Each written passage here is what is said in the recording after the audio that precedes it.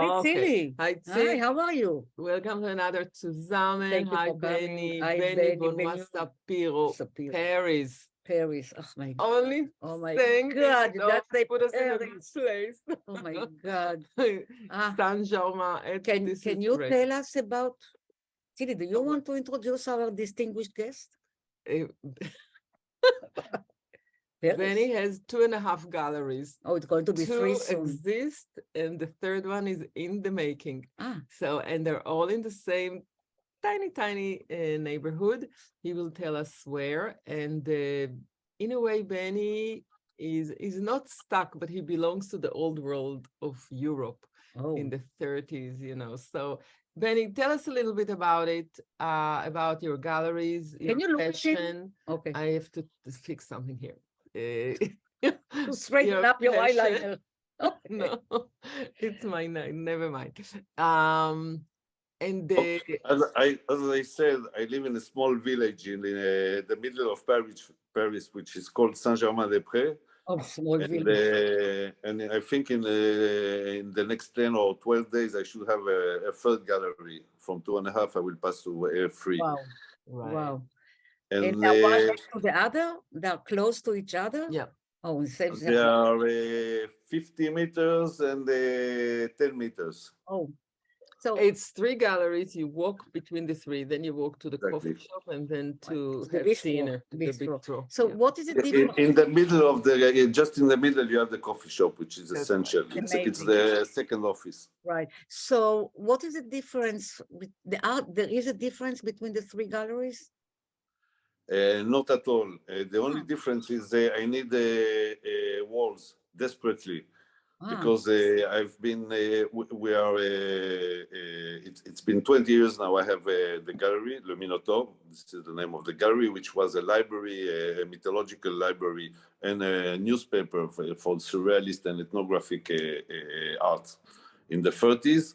And then in the 60s, the gallery was from the 60s to the 80s, a library which was renowned for the surrealist and movie activity they had. So that's why I kept the name. And basically, I have the same program, and the use of multiple galleries is several times. What I like to do is mainly what I like to do is to make a one-man show, one-woman show, a monographic exhibition, and put in context this artist with the creation of the time and the group he participated, to give a larger view on an artist, which you understand I need for a lot of space. Right, but tell me, it's on the way. I have I'm kind of not comfortable the time and ignorant in a way. So I will ask you something, really will jump in. So in films, when I teach language of films, I can teach my students or practice with them how to analyze a film in terms of different cinematic elements and how each cinematic element enhances the dramatic moment, etc. What tools do you use in order to evaluate painting? Except that you like it or not, no. I would say exactly the same as in movies or in any other manifestation of art. I mean, to get back to my context is I'm specialized in avant-garde, beginning of the 20s, of the 10s until the 50s, basically around the Russian Revolution and all the social revolutions in Europe. One of my specialties is, and that's why maybe Tzili invited me today, is the Jewish avant-garde on the turn of the 20th century and the renewal of the Yiddish culture and the Jewish culture as a whole, they were claiming to achieve independence, emancipation through the avant-garde. So you have a literary branch. They all work together. You had the theater, you had the writers, the poets, Just to give you some names, you have Uri Tzvi Greenberg, Shalom Aleichem, you have Yoshua Singer, the big brother of Bashevitz Singer, Peretz Markish, a whole lot of publication from Albatros in Warsaw to Chaliastra in Warsaw and other in Berlin. So it's first of all, to judge something, it's like a movie, you have a context. So when you look at these paintings that were the creation of the time, there is a story behind it. It's not just a guy who, at least in what I'm doing, it's not just a guy who wakes up in the morning and decide to paint a bird or a tree. It's first of all an intellectual engagement. This is the base of the avant-garde movements. Benny, why did you land on this section of the art world? It's a story of my life, of my family. I come from my family come from Bessarabia, Romania, and Moldova, and my mother left to Israel. My father left to France after the Second World War. From completely different backgrounds. My father from a small village, my mother from a big city and a big family of industrials in Romania. And basically, I follow my family, and my story follows the story of all the artists and poets and writers who left Eastern Europe and spread all around the world. And this movement, which I'm working on, the Culture Liga, which was founded in Kiev in 1918. In Kiev, you said? It was founded in Kiev, and it then spread all around. It was globalization before the globalization. It spread out. The Communist Party sent to Kiev some guys to control them. So they moved. They did a edition house and a theater. So they moved it to Warsaw, then to Berlin, then all over Europe until they got to New York. And one of the amazing things, because I told you it's globalization, one of the amazing things is, I think it's in 1926-7, there was the D-Book on stage in the same time in New York, in Warsaw, and in Moscow, in 3 different type of Yiddish, but the 3 of them at the same time in almost 3 different continents. So it's quite unbelievable. The name of so it's a movement, right? Culture Liga, it's a movement founded by 3 painters, basically Rybak, Dikritin, and Boris Aronson, who then became the biggest scenographer of New York, Broadway. He founded the Yiddish theater. He was the main star of the Yiddish theater in New York, and then from 31 moved to Broadway. And he produced the Fiddler on the Roof. He got 8 Tony Awards. I think he got the most Tony Awards in a career for a scenographer. So you have through this is why it is so close to me. I mean, I lived in Israel. I was born in Paris. My family came from Bessarabia in Moldova, Romania, and Moldova. And I've been all around, like all these guys, and I finally settled in Paris, but who knows where we'll be in a few years. The only thing I know is after my, I came to Israel when I was 11. I left after my military service. I had the gallery for 7 years there with a partner in Tel Aviv from 2007, 2014. The only identity problem that the state of Israel solved for me is it set me free. I finally understood what is a wandering Jew, and I can assume it today. I am a wandering Jew. Wow. Yeah. I think it might be the healthiest position for the Jews. A lot of people now maybe become wanderer Jews, as you can imagine. This is but you can understand now that after this short and intense existence the state of Israel had, I don't think there is another intellectual solution for the Jews for a Jew than to be a wandering Jew. I think so. I have no claim. I have no claim whatsoever on ground, stones, or anything like this. You know, I think that one of the tragedies of Israel and the Israeli society is that we couldn't wander anymore because we got settled and we got stuck, and the Jews need to move. And it's very hard to maintain life in the same spot all the time. And as much as I think that Israel should exist, it's really, it doesn't work well with the Jewish quality of moving around. It's something is working in the wrong way. We didn't find out yet the ultimate way to exist, I think.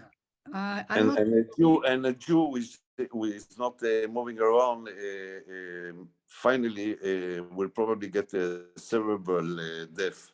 I mean, if we're not moving around, we're stuck. We're not only stuck, we are burying ourselves. Right. You're right. Benny, is there with everything we have around?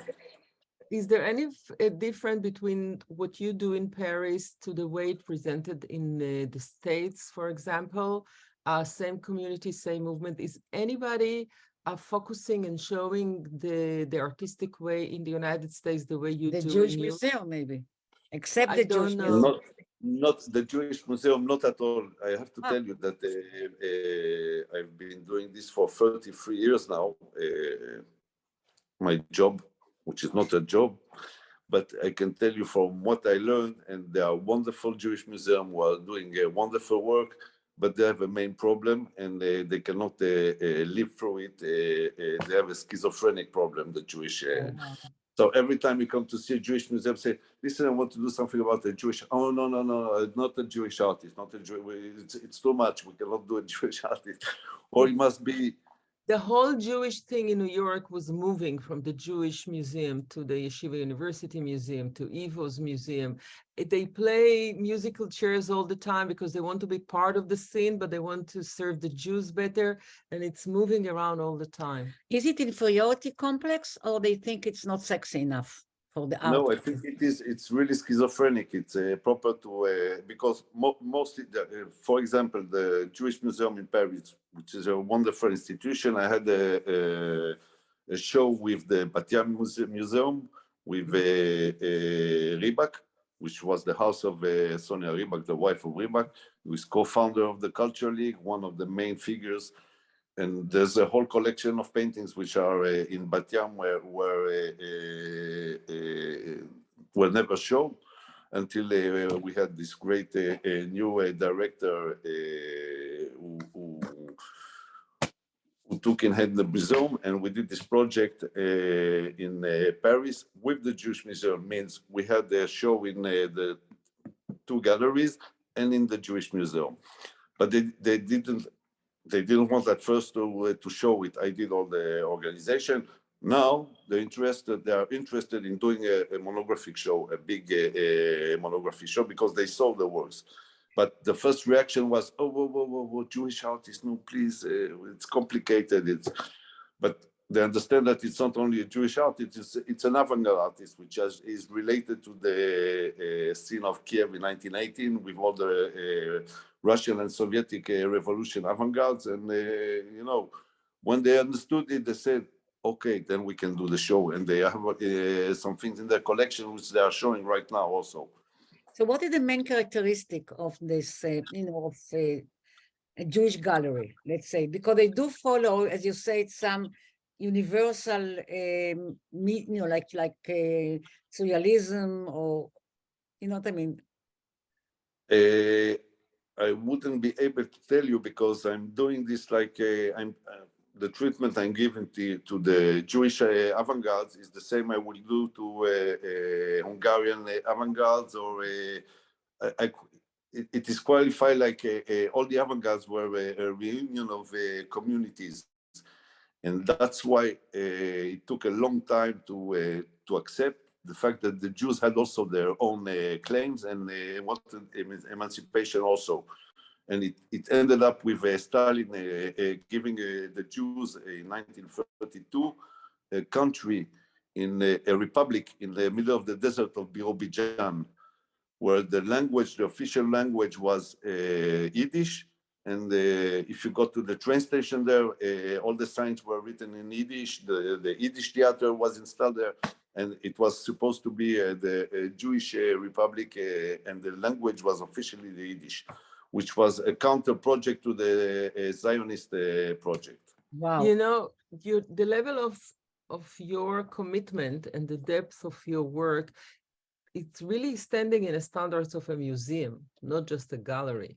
There's something very specific and very professional, and the way you publish the books that goes with everything. It's really that you see in museums, not in galleries. So your museum is not a question of size and diversity of, they have different, they try to mix stuff. Do you accept the definition that you are a museum? Not at all. I'm a passionate guy, and I'm a storyteller. I don't have the pretension to give exact. Of course, we are rigorous, and when we do something, we try to do it the most seriously and academic. I don't think that he's a museum, but I think that the way he looks at things and the way he presents things, it's a museum level. But there's only certain percentage of audience that is really interested in what you do. So you probably have like the same community that has connection with your product and with your activity in Paris or in the whole world. Do you have people from outside of France that keep in touch with you? Oh, outside the Jewish community. Outside the Jewish community. I have a very small amount of Jewish community clients or followers, or even for this kind of art, specifically on the Jewish avant-garde. You have maybe in New York 2 collectors, and maybe one, I would say one in France, but it's not even one real collector, because I would say that as the Jewish museum are schizophrenic, the Jews collectors are schizophrenic also. So they would like to have a Picasso, a Warhol, or I want to be part of whatever. Don't remind them where they come from. Yes. Wow. And hopefully the next generation will be more keen to understand where they come from and how they got here. So what are the main, when you look at, I don't know if you can find a through line, kind of a through line that goes through the 2 galleries and the third one, in terms of how do you pick up, what you accept, what you put on the walls? Is it So the style? I was telling you, I'm a storyteller. I'm not capable of writing a book like Yoshua Zinger, but I'm a storyteller in my way, so I can produce storytelling. Like you would, I would say it's between a movie and a book.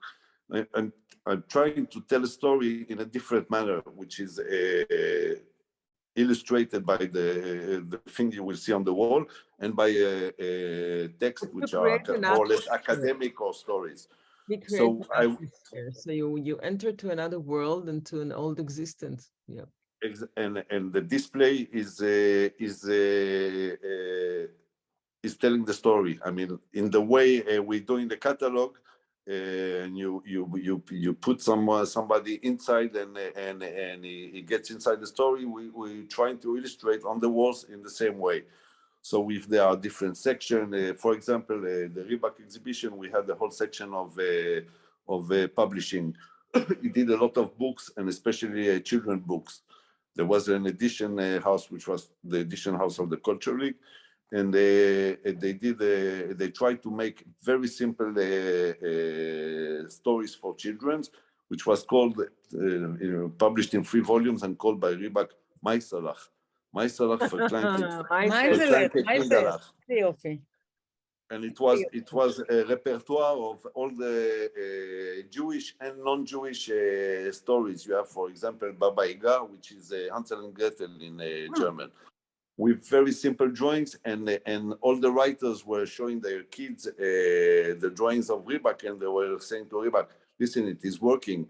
You have a minimum of text and a very aggressive image, very scary image, and the kids were horrid. It was working. When he saw the witch, it was a witch. Well, tell me something. Maybe it's again a question of, I don't know, ignorance.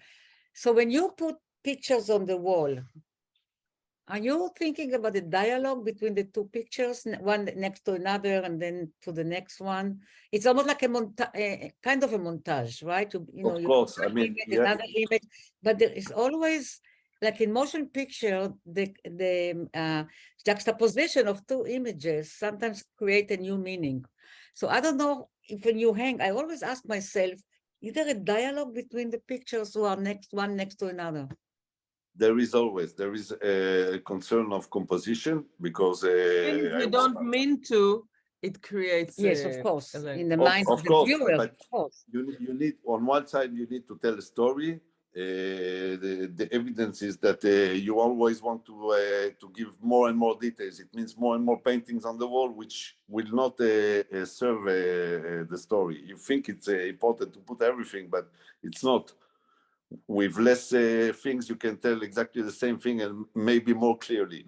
So I would say you have a story to tell, and then you have a composition to make. It's like a play or a book. You need a balance between both of them. And so to what degree you think, when I look at a painting, like the one behind you, to what degree the painter, and actually you are as an extension, give me the freedom to look at it my way, or there is enough there that I have to connect to the intent of the painter? First of all, there should be enough, but when you show one painter, when you take your time and you make a zoom or a focus on one artist, you can then show other things. We can show sketches. You can show the making of a painting, the making of a series. You can show the making of a book. If you have, for example, the Maisalach, we have 19 original works which were supposed to be used in the volume. So on one side, we presented the book, which was printed in Berlin in 1922, and on the walls, we presented the original drawings. We have 19 of them. All the rest of them are in the Israel Museum in Jerusalem. Interesting how we perceive both. Gertrude Stein, she used to say, a rose is a rose is a rose. So when you see a rose on a painting, it's a rose. It's in a certain color, a certain shape, everything. And then when you read a book, you and me can see different thread in our mind, different shape, but even if you see the rose, you take it differently. It's very personal. Yeah, no, wait, but what you say, you read it you said you read it and then you see it. It's like yes, you see it, but you have two level of looking on it. You have an historical story, which we're trying to put on a wall and to tell us a story, but it's historical. And then you have the quality of the paintings itself and of the artist, which is, I won't tell you that all of them are masterpieces, but you can have a masterpiece and then you can have 10 sketches which will take you to this masterpiece. Right. So you can see also the making of the masterpiece. Yes, kind of, yeah. But tell me something, is the young artist today, do you know if anybody is trying to recapture the Jewish life, or even, yeah. Listen, I'm working sometimes with, because we're publishing a lot, and I'm myself a collector of contemporary art. I'm also vice president of the committee of the galleries. It's wow. of France. Well, that's something. Wow, it's a yiches. So I'm collecting. My mother had a perfumery, like a cosmetic shop, and here I am talking to.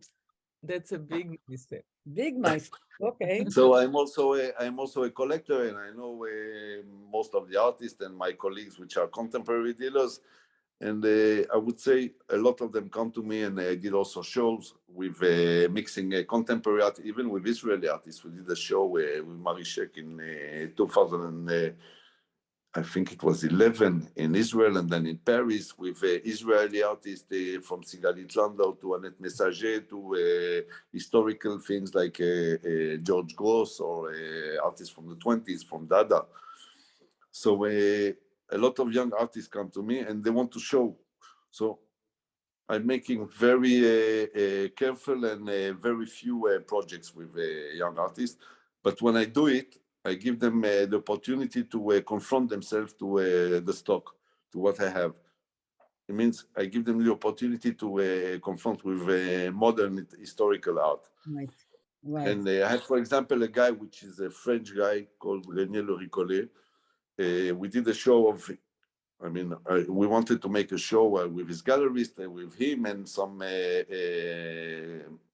avant-garde painting from the collection. And we start to speak, and I see the guy is a little bit special. He has some metaphysical issues. And I said, listen, I'm going to show you something you won't believe. And I showed him Boris Aronson. We did a show of Boris Aronson and the Jewish theater, which was, we did the show also partly in the Museum of the City of New York, 2016. When he saw this, the guy became crazy, but totally crazy. He has no Jewish background. He's married and have a kid with a Japanese woman. He's a real French from a center of, I mean, the guy has no link whatsoever to Yiddish or to Jewish. He got the D-book. And since then, he did a series. We did a confrontation between him and Boris Aronson. And he did the whole construction, like the cabinet of Lisitsky in the gallery. And it was during the pandemic. And since he did a movie, then after the show, he did a small movie on the D-book, which was shown at the Jewish Museum. You don't say? At the Jewish Museum. Yes, he's not a Jewish artist, so he can show at the Jewish Museum. Right. The small movie on the D-book. So this is to tell you that there is a dialogue. I didn't push him. He was fascinated. I could have done a surrealist show and a project with him completely different. But when I started to speak with him about the D-book and all these stories of the Jewish theater and all the golem, all the mysteries, the guy became crazy. The students, the art students from the Beaux-Arts, which is the end of the street, do they pass by? Do they stop? Do they come in? That's interesting. Do they have any interest or they just keep walking? Not only they pass by, every summer I show them. On August, we have a project in Rue des Beaux-Arts, which is extended now to Old Saint-Germain and done with l'École des Beaux-Arts with the director. It's coordinated now, but we started some 15 years ago. We were taking young artists and putting them in the windows for August. In August, everything is closed in the area. So everybody put paper on the vitrinas, on the windows, and you cannot see nothing. There's a famous photograph from Bill Clinton and his daughter, Chelsea, in the middle of Rue de Seine on the 15th of August, and you cannot see one painting on the window. All the windows are shut down. Wow. So to avoid this and to use the School of Beaux-Arts, we did this project where every August, and this August I had a Russian dissident woman painter and a Czech photographer, which is working on biomorphism, which is one of my subjects. And I have some teachers which I work with, and historians which are doing text for me. And I'm asking them to make a first selection of the artists which I will host in August. So there is a strong link now between l'École des Beaux-Arts, which is natural. Without this school, we won't be here with galleries. Well, this is amazing because, I keep complaining and she knows. I'm teaching at NYU in the film school, and I am amazed how ignorant they are. They know very little about paintings or literature or opera.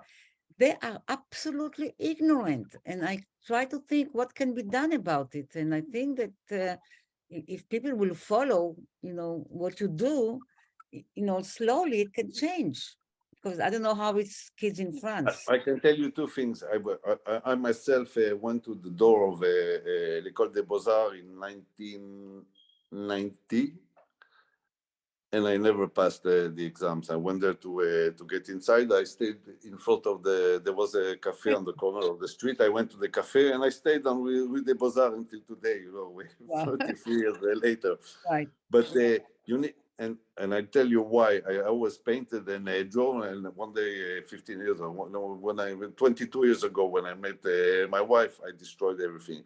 You need you a certain. Okay, tell us about it later. You need a certain amount of arrogance,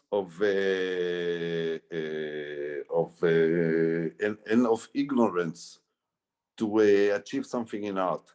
And I had already too much knowledge when I started, and I wanted to become an artist and integrate Beaux-Arts. I had already too much knowledge in art to think or pretend I'm gonna do something that nobody did. And if it's to be just another small-time painter, it didn't interest me. I mean, it was but not. nobody has your voice.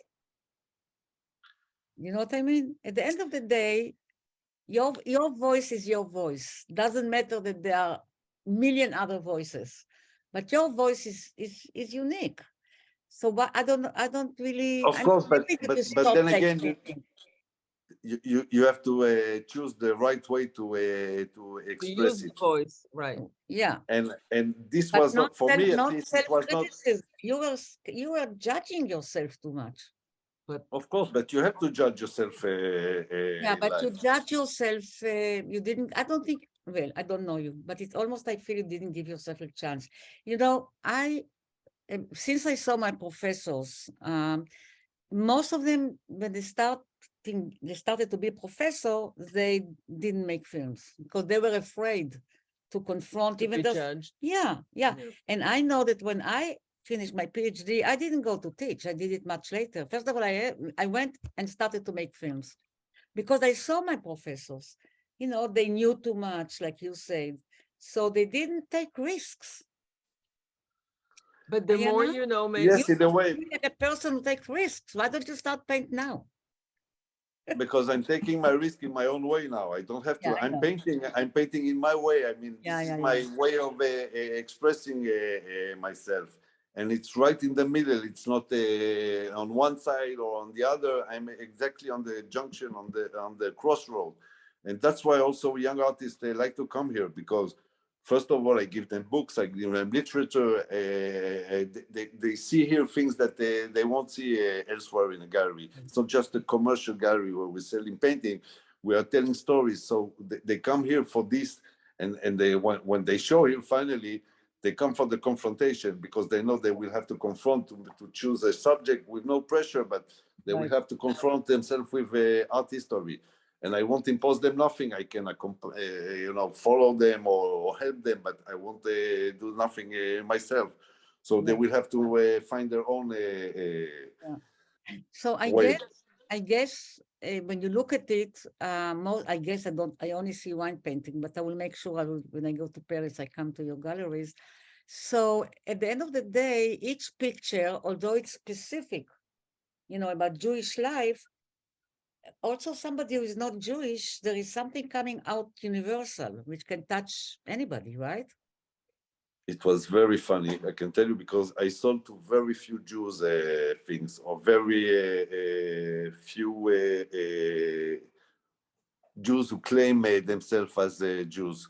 So either they are very integrated French people with a far Jewish background, or people, I mean, one of my best clients here in France is one of the richest industrials in France. He's married to a Swiss woman. And there was a painting from a goat of Ribak. A goat sitting in the middle of a shtetl, a goat sitting, but really with this color of Ukraine in the tents, yellow, a little bit dirty. Look really like a goat, like Chagall, but in a dark way. Really like you are sitting in front of the shtetl and you have this goat in front of you. And they bought this piece. I mean, they have nothing to do with Jewish culture, Jewish. It's something a What Jew is it? really. What do you think? You know what he told me? You know what I asked him after 2-3 weeks. I told him he's coming every Saturday. So why your wife chose specifically? Oh, you know, she come from the Appenzeller in the Switzerland above St. Gallen. And there was a lot, when they grew up, there was a lot of goats in the mountain, and they grew up. What I wanted So it to ask. reminded her But that's the mountains. beautiful thing about art, because once it crosses, and it doesn't Of mean that course, they need to understand what the artist wanted to say. it's When it universal. crosses the line, you do whatever you want with this, but it gets to you, and that's the beauty of it. And don't forget that the work of art is not finished until somebody looks at it. Right. Yeah, right. So there is every work of art, every piece of art means something else to every person who looks at it, and he's finishing the creation. Right. I don't know. I envy you. I envy you. I mean, you know, to pick up what makes you pick up this paintings or that painting. In what way it speaks to you first? Does it have to speak to you first? Or do you think, oh, the audience will like it? How, you know what I mean? Yes, I know exactly what you mean. And I had this conversation with my partner, a very nice Kandinsky from 1918. And it was it's a paperwork, but a very nice and important paperwork. And when I told him the price, he said, "It is money. I mean, it's real money, and what if we don't sell it?" And I answered by of course by a question. I told him, "And what if it is not sold? Would you live with it in your living room in your house?" He said immediately, "Of course." I said, "This is the only question we have to ask ourselves. Not if we're going to sell it to somebody, but if we don't sell it, if we are willing to live it and to pass our life with this piece on the wall." Very interesting. So this is the consideration. You know, it's very interesting. I don't know when, but I did mention a few times. So when you write a screenplay, I guess also a book, or even you paint, you ask yourself, and what I would do at that moment. You know, I will go back to myself. It's I have this character, right? I tried that it will be a character. I try to understand something about that character, but then at the end, I ask myself, and what I would do. You know, if in what degree I can dive into, you know, the emotional range of the character, and really pick up a chord and completely be part of it. But which happens also in paintings, you know, and when you choose a painting, you know, you look at my house, I hope you'll not despise me. I have too many reproductions of Picasso, you know, especially his women. Even Israel is like I don't know, Kadishman. I just happen to have Yar Garbus. I don't know if you know him. You know, of course, I had some very nice really? pieces from the 70s. Yes. Oh, I love him. You know, I would like. But anyway, I always, you know, tell my students, you know, when you think about your character, think what paintings he has on the walls, because it will be some reflection of who he is. Yes, but it's complicated. You know, I never judge a collector, and there are people who are not collecting, who just put around them the images they want to have. They are not. They don't have this pulsion of owning things. But even in this way, I know a lot of people. I have people which are collecting books from the avant-garde, for example, or drawings, or other collecting international paintings, avant-garde, huge names. I mean, you have all sorts of collectors. And finally, you have people who are not collectors, who are just private people who want have means and want to either to live with images which they choose, or I have a lot of clients who come to the exhibition and they want to live with a part of the exhibition. I mean, when I feel that I did the job, it's when somebody leaves the exhibition with something. Even if it's a piece of paper for $1,200 or a painting for $1 million, it doesn't matter. He wanted to bring home a little part of this story. Yeah. This is when I know I did my job. It takes him somewhere, somewhere else, not something that absolutely. He moves a little. Years after, I have people coming to me and saying, you know, the piece I bought from you, it is near my bedroom. It is near my bed. It is there. Every time I see this piece, I think about the story. Former girlfriend. Yeah. Great. Benny, where is the art world going? Oh my God. It's going where all our world is going. It's going the chaos. What happened to painters? How they can see in this chaos? Listen, it's very difficult. It's very difficult to answer this question because I'm specialized in a time which was unique in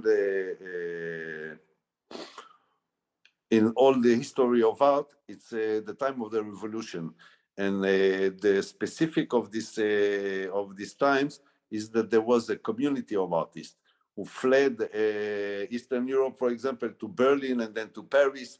They were grouped in Montparnasse or in other places in the world then later.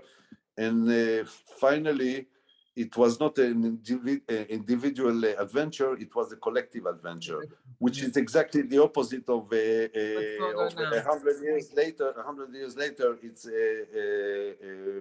individual war of influence and who's going to make more money. And I remember the artists from the 60s, the Russian ones I met in Israel.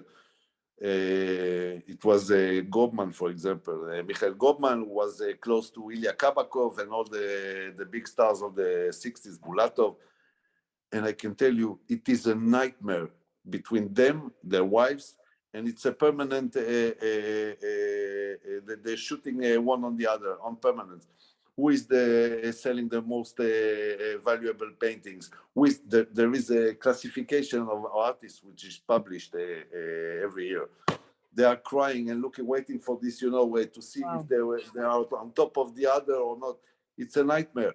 I mean, in the 20s, it was, of course, there was competition. They needed to live, to sell, but it was, first of all, a collective adventure. Yeah. There is one artist which is called Marie Vassiliev. She was a Cubist, one of the first Cubist artists, a woman in Montparnasse. She opened the Cubist Academy in 1911. In 1914, when the war started, she was the cantina of all Montparnasse. All Montparnasse were all the artists which were refugees were coming there to have some warm soup. No, to eat. Oh, to eat, right. Yeah, the cantina. Of course. The cantina, wow. She was feeding them. Unbelievable. Well, since it's not standing by itself, the art world, and it's attached to everything that is going now, between technology and internet and globalization and going backwards to whatever we experience now in every country. It will be interesting to see where the art what the art will say. It's very different now. The communities are very different now. The communities are more on the internet than in real life. But also the world becoming very nationalistic. Yeah. Of course, there is a shrinking of the world through this nationalism. But I'm really there is something which is optimistic, and this is the only prisma. I mean, this is the only way to look at art. I don't see art as a reflection of a moment or something like this. Right. It is. We have 7,000 of art history in the world, from the caves up to today. And you can put on the same level all of them, all the masterpieces. You can put them one near the other. There's no difference between something which was done 7,000 years and is a masterpiece, and one which is done today. There is no problem with this. And all the massive production you will see, they will be remaining for every century, 10, 12, 15 artists, and very few works of art. So history is cleaning itself. Yeah, history. Let's say positive. Yeah. Benny, pleasure. Thank you. Great pleasure, especially for me. Great pleasure being with you girls. I hope you enjoyed it too. We'll see you soon, hopefully. Very much. Okay, next time in Paris. Regards to Didier. Okay. Bye. Bye-bye. Thank you. Bye-bye. Thank Bye, you. everybody. Bye.